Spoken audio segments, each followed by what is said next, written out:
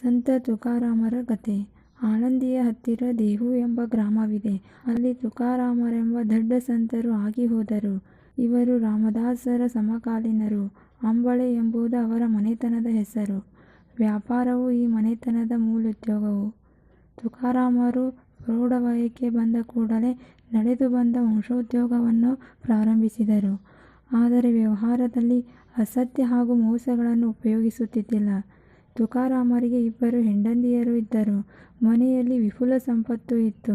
ತುಕಾರಾಮನ ತಂದೆ ತಾಯಿಗಳು ತೀರಿ ಹೋದ ನಂತರ ಸಂಸಾರವು ಅವನಿಗೆ ದುಃಖರೂಪವಾಗಿ ಪರಿಣಮಿಸಿತು. ದೇಶದಲ್ಲಿ ಕ್ಷಾಮವು ಉಂಟಾಯಿತು. ಅದರಿಂದ ಸಂಚಿತ ಧನವೆಲ್ಲ ಕರಗಿ ಹೋಗಿತು. ಹಿರಿಯ ಹೆಂಡತಿಗೆ 2 ಮಕ್ಕಳು ಜನಿಸಿದರು. ಚಿಕ್ಕವಳಿಗೆ ಮಕ್ಕಳಾಗಿರಲಿಲ್ಲ. ವ್ಯಾಪಾರವು ನಿಂತು ಹೋಯಿತು. ಹಿರಿಯ ಹೆಂಡತಿ ಅನ್ನಾನಗತಿಗಳಾಗಿ ಸತ್ತು ಹೋದಳು. ಅದರಿಂದ ಅವನಲ್ಲಿ ತೀವ್ರತರ ಅನುತಾಪ ಉಂಟಾಯಿತು. ನರದೇಹವು ನಶ್ವರವೆಂದು ಅರಿಯದೆ ನಾನು ಮಾಯೆಯಲ್ಲಿ ವ್ಯರ್ಥವಾಗಿ ಸಿಲುಕಿಕೊಂಡೇನೋ ಎಂದು ಚಿಂತಿಸಿ ಸುಖ ದುಃಖ ಸಮಾನವೆಂದು ಗ್ರಹಿಸಿ ರಾತ್ರಂದಿನ ಭಜನೆ ಮಾಡುತ್ತಿದ್ದನು. ಊರೊಳಗಿನ ಒಂದು ಜೀರ್ಣವಾದ ಪಾಂಡುರಂಗನ ದೇವಾಲಯವನ್ನು ದುರಸ್ತಿ ಮಾಡಿ ಹರಿದಾಸರ ಹಿಂದೆ ನಿಂತು ಸಂತರು ಮಾಡಿದ ಗೀತೆಗಳನ್ನು ಹಾಡುತ್ತಿದ್ದನು. ಮುಂದೆ ಪಾಂಡುರಂಗನು ತುಕಾರಾಮನ ಸ್ವಪ್ನದಲ್ಲಿ ಬಂದು ನನ್ನ ಆಜ್ಞೆಯಂತೆ ನಾಮದೇವನು ರಚಿಸುತ್ತಿದ್ದ ಅಭಂಗಗಳ ಸಂಖ್ಯೆಯನ್ನು ಶತಕೋಟಿ ಪೂರ್ಣ ಮಾಡು ಎಂದು ಹೇಳಿದನು. ಅದೇ ಆಜ್ಞೆಯನ್ನು ಪ್ರಮಾಣವೆಂದು ತಿಳಿದು ತುಕಾರಾಮನು ಅಭಂಗಗಳನ್ನು ರಚಿಸುತ್ತಿದ್ದನು. ಅನೇಕ ಜನರು ಆತನನ್ನು ನಿಂದಿಸುತ್ತಿದ್ದರು. ಆದರೆ ತುಕಾರಾಮನು ನಿಂದಾಸ್ತುತಿ ಎರಡಕ್ಕೂ ಲಕ್ಷ್ಯ ಕೊಡದೆ ನಿರಂತರ ಪಾಂಡುರಂಗನ ಭಜನೆ ಮಾಡುತ್ತಿದ್ದನು. ಪ್ರತಿ ಏಕಾದಶಿಗೆ ನೇಮದಿಂದ ಪಂಢರಪುರಕ್ಕೆ ಹೋಗಿ ಬರುತ್ತಿದ್ದನು. ಒಂದು ದಿನ ತುಕಾರಾಮನ ಕೀರ್ತನೆಯು ಪುಣೆಯಲ್ಲಿ ಒಬ್ಬ ಬಣಜಿಗನ ಮನೆಯಲ್ಲಿ ನಡೆದಿತ್ತು. ಅಂದು ಶಿವಾಜಿ ಮಹಾರಾಜರು ತುಕಾರಾಮರ ಭೇಟಿಗೆ ಬಂದರು. ಆಗ ಮುಸಲ್ಮಾನರ ಪ್ರಾಬಲ್ಯವು ಹೆಚ್ಚಾಗಿ ಇದ್ದುದರಿಂದ ಶಿವಾಜಿಯು ಜಪಿಸಿ ಸಂಚರಿಸುತ್ತಿದ್ದರು. ಅವನನ್ನು ಹಿಡಿಯುವುದಕ್ಕಾಗಿ ಅವರು ಬೆನ್ನಟ್ಟಿ ಬರುತ್ತಿದ್ದರು. ಶಿವಾಜಿಯು ತುಕಾರಾಮರಿಗೆ ಭೇಟಿಯಾಗಿ ಬೆಳ್ಳಿಯ ತಾಟಿನಲ್ಲಿ ಮೋಹರು ತುಂಬಿ ಮುಂದಿಟ್ಟನು. ಆಗ ತುಕಾರಾಮನು ನನಗೆ ಈ ಧನದ ಉಪಯೋಗವೇನು? ಪಾಂಡುರಂಗನ ಹೊರತು ನಮಗೆ ಬೇರೆ ಏನೂ ಸೇರುವುದಿಲ್ಲ. ನೀನು ಉದಾರ ಬುದ್ಧಿಯಿಂದ ಕೊಟ್ಟಿರುವೆ. ಆದರೆ ಇದು ನನಗೆ ಗೋಮಾಂಸದಂತೆ ತ್ಯಾಜ್ಯವಾಗಿರುತ್ತದೆ. ನೀನು ವಿಠ್ಠಲನ ನಾಮಸ್ಮರಣೆ ಮಾಡು. ಅದೇ ನನಗೆ ನಿನ್ನಿಂದ ದೊರೆತ ಕಾಣಿಕೆ ಎಂದು ತಿಳಿಯುತ್ತೇನೆ ಎಂದು ಹೇಳಿದನು. ಶಿವಾಜಿಯು ತುಕಾರಾಮರಿಗೆ ಸಾಷ್ಟಾಂಗ ನಮಸ್ಕಾರ ಮಾಡಿ ಕೀರ್ತನ ಕೇಳಲು ಕುಳಿತನು. ಅಂದು ಏಕಾದಶಿ ಇದ್ದಿತು. ಕೀರ್ತನಕ್ಕೆ ಒಳ್ಳೆಯ ಕಳೆ ಏರಿತ್ತು. ಅಷ್ಟರಲ್ಲಿ ಗುಪ್ತಚಾರದಿಂದ ಶಿವಾಜಿಯು ಪುಣೆಯಲ್ಲಿ ಇರುವನೆಂಬ ವಾರ್ತೆಯು ಮುಸಲ್ಮಾನರಿಗೆ ತಿಳಿಯಿತು.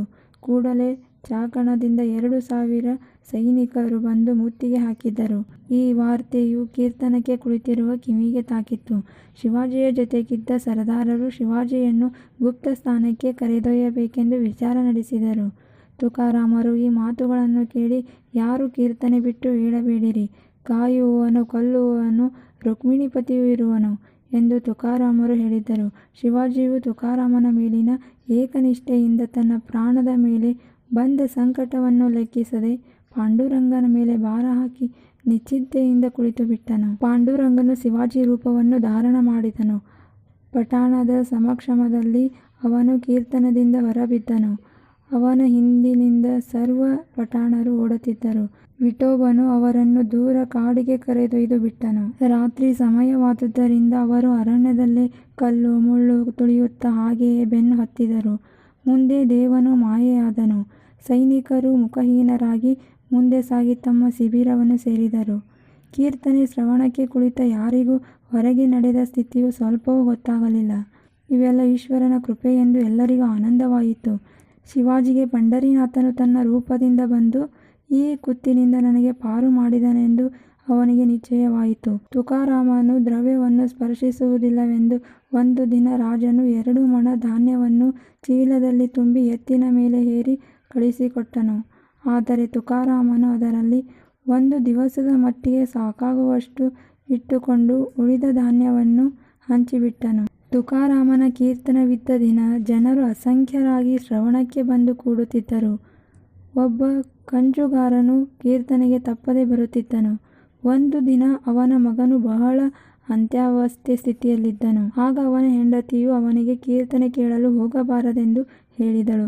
ಆದರೆ ಅವನು ಅವಳ ಮಾತಿನ ಕಡೆಗೆ ಲಕ್ಷ್ಯ ಕೊಡದೆ ಕೀರ್ತನಕ್ಕೆ ಹೋಗಿ ಕುಳಿತನು. ಮನೆಯಲ್ಲಿ ಮಗನು ಮರಣ ಹೊಂದಿದನು. ಆಗ ಅವನ ಹೆಂಡತಿಯು ರೋದಿಸುತ್ತಾ ಸತ್ತ ಕೂಸನ್ನು ಎತ್ತುಕೊಂಡು ಬಂದು ತುಕಾರಾಮನ ಮುಂದೆ ಇಟ್ಟಳು. ಹಾಗೂ ದುಃಖದ ಒತ್ತಡದಿಂದ ತುಕಾರಾಮನನ್ನು ನಾನಾ ಪ್ರಕಾರಗಳಿಂದ ಶಪಿಸುತ್ತಿದ್ದಳು. ಆಗ ತುಕಾರಾಮನು, ಹರಿಯ ನಾಮದ ಮುಂದೆ ಯಾರ ಪ್ರತಿಷ್ಠೆಯೂ ಇಲ್ಲ. ಅವನ ಕೃಪೆಯಾದರೆ ಸತ್ತ ಮಗನು ಬದುಕಬಹುದು. ನೀವು ಮನಪೂರ್ವಕ ಆತನ ಭಜನೆಯನ್ನು ಮಾಡಿರಿ ಎಂದು ನುಡಿಯಲು ಸರ್ವ ಜನರು ಭಜನೆ ಮಾಡುತ್ತಿದ್ದರು. ನಿರ್ಜೀವ ಪದಾರ್ಥದಿಂದ ಸಹ ವಿಠ್ಠಲ ಎಂಬ ಶಬ್ದವು ಕೇಳಬರುತ್ತಿತ್ತು. ಈ ಕೌತುಕವನ್ನು ಸರ್ವ ದೇವತೆಗಳು ಆಕಾಶದಲ್ಲಿ ನಿಂತು ನೋಡುತ್ತಿದ್ದರು. ಅಷ್ಟರಲ್ಲಿ ಕೂಸು ಜೀವಂತವಾಯಿತು. ಸರ್ವರಿಗೂ ಆನಂದವಾಯಿತು. ಕೂಸಿನ ತಾಯಿ ತುಕಾರಾಮರ ಕ್ಷಮೆ ಕೇಳಿದಳು. ನಂತರ ಸರ್ವರು ತುಕಾರಾಮನ ಜಯ ಜಯಕಾರ ಮಾಡಿ ಅವನ ಕಾಲು ಬೀಳುತ್ತಿದ್ದರು. ಶ್ರೀ ಕೃಷ್ಣಾರ್ಪಣಮಸ್ತು. ಹರೇ ಶ್ರೀನಿವಾಸ, ಹರೇ ಶ್ರೀನಿವಾಸ.